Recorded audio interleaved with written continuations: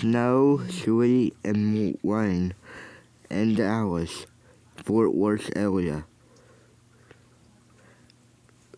and fires in Alabama,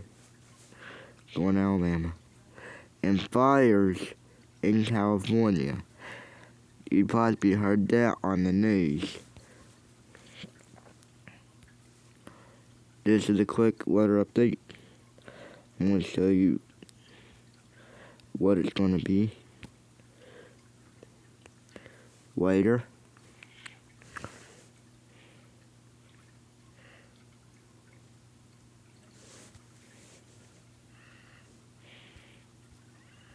Sorry about that. We're done. Next update, 6 o'clock.